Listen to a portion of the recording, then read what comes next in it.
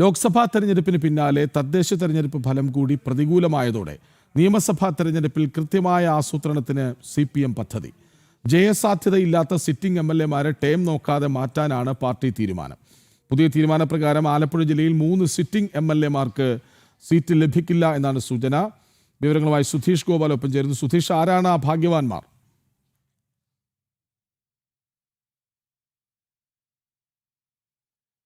CPM പുതിയ നീക്കത്തിലേക്ക്. ജയസാധ്യതയില്ലാത്ത sitting MLA-മാർക്ക് സീറ്റില്ല, അവിടെ term നോക്കില്ല. പക്ഷേ അതിനർത്ഥം ജയസാധ്യതയുള്ള CPM MLA-മാർക്ക് 2 ടേം പൂർത്തിയായെങ്കിലും അവസരം കൊടുക്കാനുള്ള സാധ്യതയും ഉണ്ട് എന്ന് തന്നെയാണ്. ആലപ്പുഴയിൽ 3 സിറ്റിംഗ് MLA-മാർക്ക് സീറ്റ് ഉണ്ടാകില്ല എന്ന് മനസ്സിലാക്കുന്നു. അതായത് ലോക്സഭാ തെരഞ്ഞെടുപ്പിൽ തോൽക്കുന്നു, തദ്ദേശ തെരഞ്ഞെടുപ്പിൽ തോൽക്കുന്നു. ഇനി നിയമസഭാ തെരഞ്ഞെടുപ്പിൽ കൃത്യമായ ആസൂത്രണമില്ലാതെ മുന്നോട്ട് പോയാൽ കനത്ത തിരിച്ചടി ഉണ്ടാകുമെന്ന പേടി CPM-നുണ്ട്. പക്ഷേ പേടിയില്ലാത്ത ലോകത്തിലെ ഒരേ ഒരാൾ മുഖ്യമന്ത്രി പിണറായി വിജയനാണ്. അദ്ദേഹം ഇന്നും പറഞ്ഞു, ജില്ലാ ഘടകങ്ങൾക്ക് പ്രവർത്തിക്കാൻ കഴിഞ്ഞില്ല, അക്കാരണത്താലാണ് തോറ്റത്, അല്ലാതെ ഭരണവിരുദ്ധ വികാരമില്ല എന്നൊക്കെ. സുധീഷ് ഗോപാലൊപ്പം ചേരുന്നുണ്ട്. സുധീഷ്, ഈ ആലപ്പുഴ വലിയൊരു കോട്ടയായിരുന്നല്ലോ ഇടതിൻ്റെ. പിന്നീട് വലിയ വിഭാഗീയത ചർച്ചയാക്കപ്പെട്ട ഇടം, പരസ്യമായി നേതാക്കൾ പോരടിച്ച ഇടം. ഇപ്പോൾ 3 MLA-മാർക്ക് അവിടെ സീറ്റ് കിട്ടാൻ സാധ്യതയില്ലെന്ന് കേൾക്കുന്നു. എന്താണ് വിവരങ്ങൾ?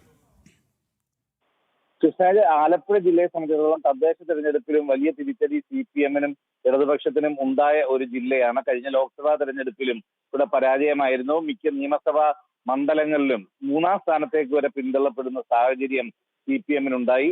അതിന്റെ ഒക്കെ അടിസ്ഥാനത്തിൽ നിലവിലുള്ള MLA-മാരുടെ പ്രവർത്തനം, അവർക്ക് ഓരോ മണ്ഡലത്തിലുമുള്ള സ്വീകാര്യത, അതോടൊപ്പം തന്നെ ഘടകകക്ഷികളുമായുള്ള ബന്ധം, ഇത് എല്ലാം, അതോടൊപ്പം തന്നെ ഈ തെരഞ്ഞെടുപ്പുകളിലെല്ലാം വോട്ടർമാരിൽ എത്രത്തോളം സ്വാധീനം ചെലുത്താൻ ഈ MLA-മാർക്ക് കഴിഞ്ഞു എന്നതെല്ലാം അടിസ്ഥാനപ്പെടുത്തിയുള്ള ഒരു വിശകലനമാണ് CPM നടത്തിയത്. അതിന്റെ അടിസ്ഥാനത്തിൽ തന്നെയാണ് പല മണ്ഡലങ്ങളിൽ ഇപ്പോൾ മന്ത്രി സജി ചെറിയാന്റെ മണ്ഡലമായ ചെങ്ങന്നൂരിലടക്കം തിരിച്ചടി ഉണ്ടായിട്ടുണ്ട്.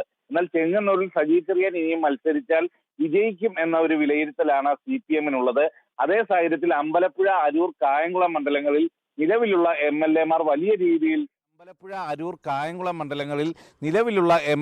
വലിയ രീതിയിൽ പ്രതിരോധത്തിലാണ്. അവർ ഇനി മത്സരിച്ചാൽ ജയിക്കാനുള്ള സാധ്യത കുറവാണ്. പാർട്ടിക്കുള്ളിൽ പോലും അവർക്ക് എതിർപ്പ് നേരിടേണ്ടി വരുന്നു എന്നതാണ് വിലയിരുത്തൽ. അതോടൊപ്പം തന്നെ അവരുടെ പ്രവർത്തനങ്ങളിലും വലിയ പോരായ്മകളുണ്ട്. കൂട്ടിയോജിപ്പിച്ച് പാർട്ടിയിലെ പ്രവർത്തകരെ തന്നെ ഒരുമിച്ച് കൊണ്ടുപോകുന്നതിലുമെല്ലാം തന്നെ MLA എന്ന നിലയിലുള്ള പ്രവർത്തനത്തിൽ പരാജയമുണ്ട് എന്ന വിലയിരുത്തലാണ് ഉള്ളത്. അതിൻ്റെ അടിസ്ഥാനത്തിൽ ടേം നോക്കാതെ നിലവിൽ 2 ടേം മത്സരിച്ച് വിജയിച്ചവരെയാണ് 3-ാമത്തെ തവണ ഒഴിവാക്കുന്ന ഒരു നടപടിയിലേക്ക് CPM കടന്നത്. എന്നാൽ അത്തരം ഒരു ടേം നോക്കാതെ തന്നെ വിജയസാധ്യതയില്ലാത്തവരെ മാറ്റി നിർത്തുക എന്ന ഒരു തീരുമാനത്തിലേക്ക് പോകാനാണ് തീരുമാനം. അങ്ങനെ പരിഗണിക്കുമ്പോൾ ഈ 3 അരൂർ, അതോടൊപ്പം തന്നെ അമ്പലപ്പുഴ, കായംകുളം മണ്ഡലങ്ങളിൽ നിലവിലുള്ള സിറ്റിംഗ് MLA-മാരെ ഒഴിവാക്കിക്കൊണ്ട് മറ്റ് വിജയസാധ്യതയുള്ള സ്ഥാനാർത്ഥികളെ പരിഗണിക്കുക എന്ന ഒരു തീരുമാനത്തിലേക്കാണ് പാർട്ടി പോകുന്നതെന്നാണ് നമുക്ക് ലഭിക്കുന്ന വിവരം.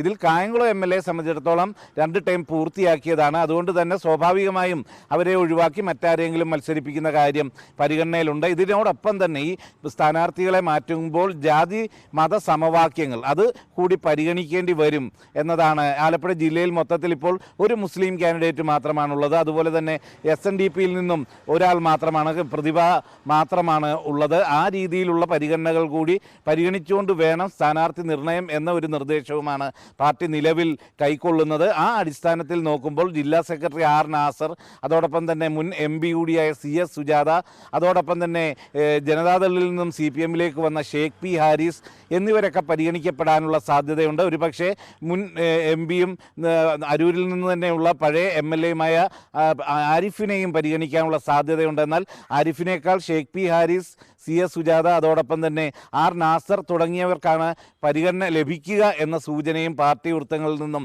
നമുക്ക് ലഭിക്കുന്നുണ്ട്. ഇത്തരത്തിൽ വിജയസാധ്യത കൽപ്പിക്കുന്നവർക്ക് കൂടുതൽ പരിഗണന നൽകുക എന്ന ഒരു സാഹചര്യം നിലനിൽക്കുന്നു. ഇതേ സാഹചര്യത്തിൽ തന്നെയാണ് കുട്ടനാട് മണ്ഡലത്തെ സംബന്ധിച്ചിടത്തോളം വലിയ തിരിച്ചടി CPM-നുണ്ടായതാണ്. CPM-ന്റെ ഉരുക്ക് കോട്ടയെന്ന് അറിയപ്പെട്ടിരുന്ന സ്ഥലമാണ്. അവിടെ കൈനഗരി അടക്കമുള്ള പഞ്ചായത്തുകളിൽ UDF വിജയം നേടിയപ്പോൾ വലിയ തിരിച്ചടിയാണ് CPM-നുണ്ടായത്. രാമങ്കരിയിലടക്കം CPI CPM-ഉം നേരിട്ട് മത്സരിക്കുന്ന സാഹചര്യം ഉണ്ടായി. മുന്നണിയിൽ വലിയ പ്രശ്നങ്ങൾ നിലനിൽക്കുന്നു. ഇവിടെ ഇതേ സാഹചര്യത്തിൽ തന്നെ MLA എന്ന നിലയിൽ തോമസ് കെ തോമസ് വലിയ പരാജയമാണെന്നുള്ള വിലയിരുത്തൽ കൂടിയാണ് നിലനിൽക്കുന്നത്. അതിൻ്റെ അടിസ്ഥാനത്തിൽ കുട്ടനാട് മണ്ഡലം CPM ഏറ്റെടുക്കുന്നതിനെക്കുറിച്ചുള്ള ആലോചനകൾ വീണ്ടും സജീവമാണ്. നേരത്തെ അത്തരമൊരു നീക്കം വേണ്ട, ഘടകകക്ഷികളിലെ ആരുടെയും സീറ്റ് ഏറ്റെടുക്കില്ല എന്ന ആലപ്പുഴ ജില്ലാ സമ്മേളനത്തിൽ CPM-ന്റെ ജില്ലാ സമ്മേളനത്തിൽ മുഖ്യമന്ത്രി പിണറായി വിജയൻ തന്നെ പ്രഖ്യാപിച്ചിരുന്നു.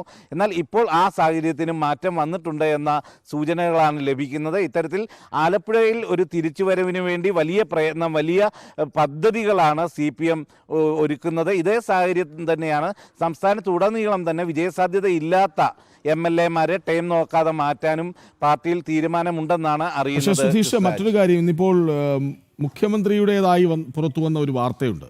അതായത് CPM-ന് ഒന്നും സംഭവിച്ചിട്ടില്ല, ഭരണവിരുദ്ധ വികാരമില്ല, ശബരിമല സ്വർണ്ണ കവർച്ച തെരഞ്ഞെടുപ്പിൽ തിരിച്ചടിയായിട്ടില്ല, പക്ഷേ ജില്ലാ ഘടകങ്ങളടക്കം താഴേക്കുള്ള കീഴ്ഘടകങ്ങൾ പ്രവർത്തിക്കാത്തതാണ് കാരണം എന്ന്. അപ്പോൾ ഞങ്ങൾ ഇപ്പോഴും സുരക്ഷിതരാണെന്ന് പിണറായി വിശ്വസിക്കുന്നു. മറുവശത്ത് ടേം നോക്കണ്ട, മോശം പ്രകടനം കാഴ്ചവെച്ചവരെ മാറ്റി നിർത്തൂ എന്ന് ആലപ്പുഴയിൽ നിന്നുള്ള വാർത്തയും വരുന്നു. നോക്കൂ, വൈരുദ്ധ്യമുണ്ട് ഈ വാർത്തയിൽ. അതായത് മുഖ്യമന്ത്രി പറഞ്ഞതിലും പാർട്ടിയുടെ ഒരുപക്ഷെ ജില്ലാ നേതൃത്വത്തിൽ നിന്ന് കിട്ടുന്ന വിവരങ്ങളടക്കമായിരിക്കുമല്ലോ.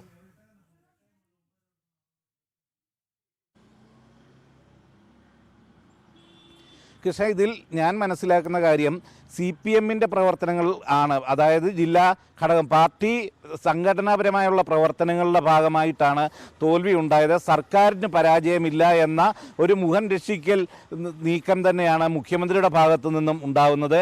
അതേസമയം ഈ സർക്കാരിൻ്റെ ഭാഗം തന്നെയായ MLA-മാർക്ക് വീഴ്ചകൾ പലയിടത്തും സംഭവിച്ചിട്ടുണ്ട് എന്ന വിലയിരുത്തലുമുണ്ട്. ഇതേ സാഹചര്യത്തിൽ തന്നെ സർക്കാർ പദ്ധതികൾ അത് കൃത്യമായി ജനങ്ങളിലേക്ക് എത്തുന്നു. ക്ഷേമ പെൻഷൻ വർദ്ധിപ്പിച്ച് നൽകുന്നു. അത്തരത്തിൽ ഒരു ജനപ്രിയമായ രീതിയിലേക്ക് സർക്കാർ മാറിയിട്ടുണ്ട് എന്നൊരു വിലയിരുത്തൽ മുഖ്യമന്ത്രിയും മുഖ്യമന്ത്രിയോട് അടുപ്പമുള്ളവരും പങ്കുവെക്കുകയും അത് സംസ്ഥാന സെക്രട്ടേറിയറ്റിലടക്കം അത്തരത്തിൽ ചർച്ച നടത്തുകയും ചെയ്യുമ്പോൾ തന്നെയാണ് ജനങ്ങളിൽ എത്രത്തോളം സ്വർണ്ണ കവർച്ചയായാലും മറ്റ് ജനകീയ വിഷയങ്ങൾ, ആശാപ്രവർത്തകരുടെ പ്രശ്നങ്ങളായാലും അത്തരം അടിസ്ഥാനപരമായി ഉള്ള നിരവധി കാര്യങ്ങൾ അത് ജനങ്ങൾക്കിടയിൽ വലിയ രീതിയിൽ ചർച്ചയായിട്ടുണ്ട് എന്ന യാഥാർത്ഥ്യം മറച്ചു വെച്ചുകൊണ്ട് തന്നെയാണ് നിയമസഭാ തെരഞ്ഞെടുപ്പിന് മുമ്പ് ഇത്തരത്തിൽ മുഖ്യമന്ത്രി ഒരു പ്രഖ്യാപനം നടത്തുമ്പോൾ അത് സർക്കാരിന് ഒരു തരത്തിലുമുള്ള വീഴ്ചയില്ല എന്ന ഒരു പ്രചരണത്തിൻ്റെ ഭാഗമായി തന്നെ കാണേണ്ടി വരും.